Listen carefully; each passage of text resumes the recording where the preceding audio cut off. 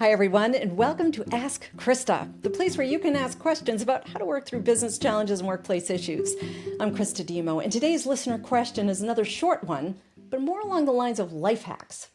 What are some tips to be more focused at work? This is one of those questions where there are thousands of tips and tricks to improve focus at work. So as usual, I'm going to offer a different angle and start with what focus means. According to the Merriam-Webster dictionary, focus is a center of activity, attraction, or attention, a point of concentration. I think we can all agree to that definition. Interestingly, I could not find an antonym or opposite word for focus in the Merriam-Webster dictionary, but thesource.com gave me periphery, and I'm going to take it. Merriam-Webster did provide the opposite of focused as a verb.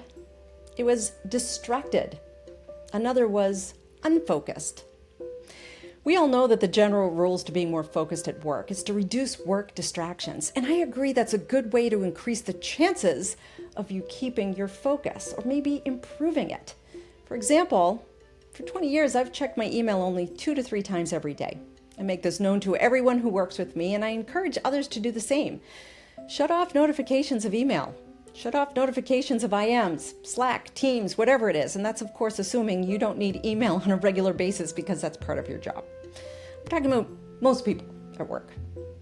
Actively check email and your DMs a few times a day for real. If there's such an urgency for something that someone needs you to do or someone needs you for, this very instant, they'll find you. Most times people will figure things out on their own or find the right resources even before you get to your DMs or emails anyway. That's not just good for you, but good for them too. So sure, there are a lot of things you can do to reduce distractions at work that will give you the opportunity to be more focused. But the real question after that, after you've set up a work day where you can be more focused at work, it's whether you can actually be more focused at work. And here's where you need to develop a position, an opinion, a philosophy about what being focused at work means to you, what it looks like, what you accomplish when you have it, and why you want to have more of it and be more focused while you're at work. Only then will you know your context, your true north, your reason for needing focus and wanting more of it. And the stronger your position, the more you'll be willing to make some changes within yourself to make some changes about how you focus at work. Speaking of context, there isn't any context with this listener question, and that's okay. But as a result, we don't know why this person may want to be more focused or why they're experiencing what they're experiencing now or why that may lead them to submit a question asking how to become more focused at work. To properly frame my answer and to simplify toward one track, I'm going to assume they work in a regular work environment or maybe from home, meaning our listener doesn't work in an environment where there are constant and intense distractions, such as in an emergency department for a large urban hospital or at a US-based humane society or animal rescue facility or in a large open-spaced bullpen setup at work. Although I can see how that might be part of the context for this particular listener question. Or even at a construction site. And I'm making these distinctions because if you're in a highly distracting environment already, chances are you've received training to manage the distractions, or if it's simply a chatty, creative, distracting place, a quick Google search will provide very specific tools and techniques you can use to be more focused at work. And it's usually related to better control of the environment around you or better management of the environment around you. For example, you can use noise-canceling headphones if you work in an area of your workplace where there's a lot of people talking. And of course, in many countries, you can talk to people because there are regulations and mandates that says that they have to make some changes about the work environment. So this is like temperatures, lighting, desk and chair setup, and any other instance of distraction from a physical perspective or an environmental, a workplace environment perspective. Our physical environment matters a lot when it comes to our ability to focus. So if there's an issue with your actual surroundings, address it by talking to somebody at work, potentially submitting a workplace service ticket or any other quick way to reduce or eliminate distractions. But the real task at hand when it comes to focus runs deeper than the workplace environment. It's usually within us. Saying we want to be more focused at work is a lot like saying we want to be healthier. We usually know the basics, but for many, especially in the United States, Our lifestyles and work habits often don't support the basics. If you want to be more focused at work, address any workplace environment distraction, but also make sure your mind is ready to be more focused too. And considering there are dozens of productivity or workplace wellness articles issued all the time, especially over the last decade or more, with at least 10 to 30 hacks included in each one, with thousands across the workplace wellness domains, each focused on changing the basics of what we already know, it's a wonder why so many people still ask how they can be more focused at work. But the basics remain, and they really are basic. Are we getting enough sleep at night? Getting enough brain breaks and changes in pace during the day? Do we have a reasonable workload with clear priorities, or enough good food and hydration? And of course, a manageable amount of stress while feeling safe at work, so you can focus on doing your job more than focusing on not getting hurt. So start with things that might be obvious and controllable and fixable as the quick environmental improvements for focus, then start working on the aspects of how your brain works so that you can be more focused at work or anywhere. First, take care of yourself physically. A brain is the master organ that keeps everything else functioning well. So eat good food, hydrate, be active in whatever way is best for you. Get good sleep. Sleep rejuvenates us, and there's no substitute for it. Next, take meaningful breaks during the day, and this is a really big one with a lot of research behind it. I know for some this may seem silly and impossible, but your brain is forcing you to take breaks whether you take them or not. Forced brain breaks are distractions. If you find yourself focused on work, then suddenly an hour or two or three later, you're drifting and easily distracted. That's your brain taking a break, whether you like it or not. This is also important if you're a student too, especially if you're in graduate school working on a thesis or a dissertation.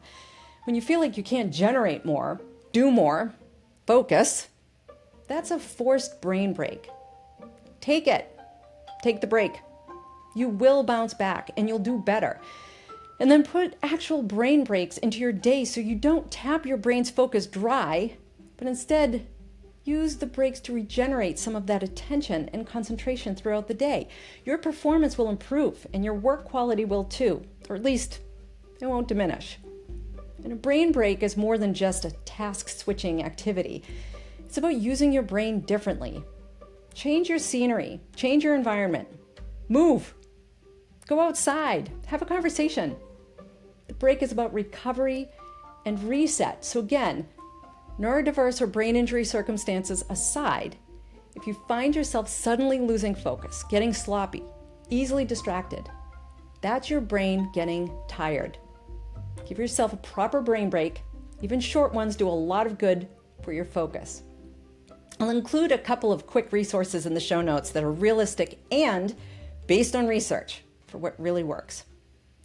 By the way, the brain breaks, sometimes that's about changing your pace in the direction of input and output. So connect with others. If you're sitting at your desk and you're doing a lot of internal work, connect with others. Shift from output, writing, creating, presenting, facilitating, to input. Read, learn, watch, listen to others.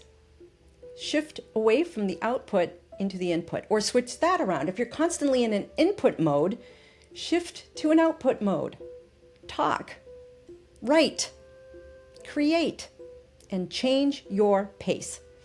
Last, super important, manage the stress at work. And this is often related to a timeline stress as well as workload stress, but also to the ways we respond to behaviors around us. Take advantage of stress support when needed at work. For your resources, I've included a short video as a starter. It's from June 2024. It's called Why It's Important to Take Breaks During Work. Improve focus plus lower stress. It's by Jackson Curtis and highlights study results from Microsoft's Human Factors Lab about brain rest, especially in between meetings. I've also included an article in Harvard Business Review called How to Take Better Breaks at Work According to Research. Written by Lubick and Gulsarin and published in May 2023, the article focuses on the benefits of pausing work instead of pushing through work. And it offers insight on length of breaks, location, activities, even what leaders can do to support breaks throughout the day, which of course we would expect from HBR. And for those who love the more hardcore research I provide, I've included the Albulescu et al. Paper, Give Me a Break, a systematic review and meta-analysis on the efficacy of micro breaks for increasing well-being and performance. And we always know when it's deep research because of the title and subtitle. It's from August 2022, and I would focus on the first 4 paragraphs in the introduction, then the subsection called Theoretical Underpinnings and Outcomes of Microbreaks. Then go to discussions. That discussion section gives you a lot of information. It's insightful and offers a lot of additional evidence that could be helpful if you're the kind of person who truly believes you should be pushing through instead of pausing. Last, I've included a brief article about Dr. Leonardo G. Cohen, an MD and senior investigator at the NIH's National Institute of Neurological Disorders and Stroke, or NINDS. The article is called Study Shows How Taking Short Breaks May Help Our Brains Learn New Skills. It's from April of 2025. And there it is, episode 40. You can submit your question directly on my show's site, askchrista.com. That's Christa with a CH, where you can also browse through various episodes based on category. While you're there, sign up for my More Answers newsletter, which you'll receive additional content on every Sunday night, and it sets you up for the work week. As always, thank you for your support. And remember, if you have a business challenge or workplace issue, ask Christa.